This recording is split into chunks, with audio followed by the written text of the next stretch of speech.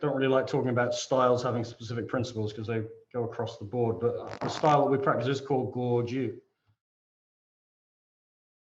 which go means resilient or hard, and ju means yielding or soft. They're part of the same thing. So like if you squish your body, you're both hard and soft. You know, you got the soft tissue, you got bone, but even within the bone, there's the marrow. So everything works together. Is finding that balance in your kata. Too stiff, and we won't be able to move. Too relaxed, and we won't have any structure or.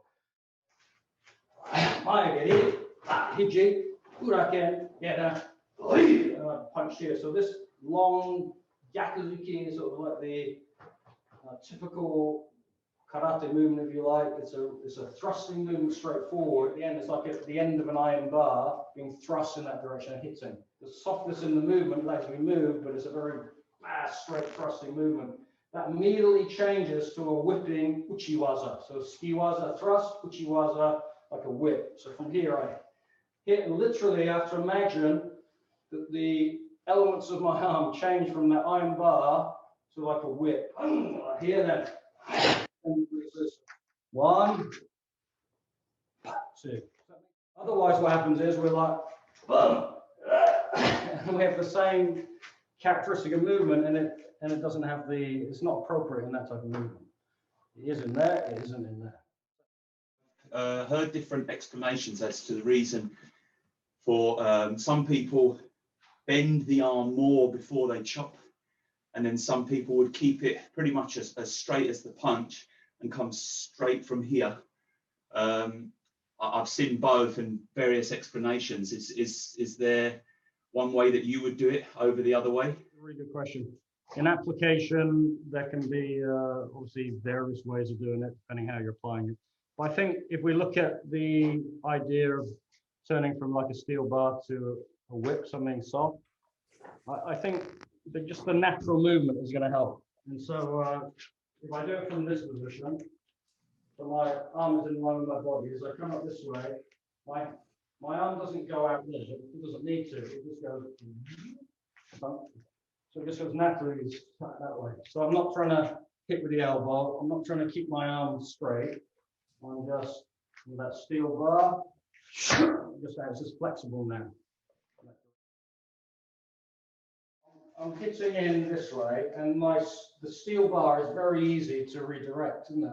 Coming in this way, I get pushed to the side. If my steel bar suddenly changes to my whip, now it's going to overcome that movement. If that makes sense. So an application is relevant. It's not like this is one application, that is another. They follow one after the other. So it's like, oh shoot, I just and I come out. So I go this way, and now I go that way. Essentially, I'm doing it sideways, but it's a steel bar again. It has no effect. It's not gyaku. It's just it's two unrelated movements, neither of which work if they get blocked.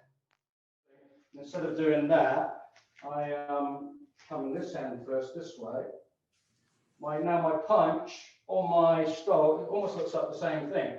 I could punch, I get stopped here, and so I mold around, just like that. I go from the steel bar to the whip, and now it gets inside their block because it just went around it. It's not going to be able to go through it. Even if I'm stronger than someone, if they've got good structure, I will not be able to just push through it. In fact, the more I push, the more in jeopardy I am of getting like an arm bar or just pushed back off balance. If I always have that gyaku within them, I'll be able to adapt around it. Everyone's going to have slightly different ways of teaching it. We might start like this. Like that, right? I'm sure you do that too. Sometimes we'll do it that way, like from a basic position. But I'm already here, my hand is already in that position, right? It's already in that position. So I only need to go. But for the basic, I'll probably have to do that if I'm trying to do it that direction.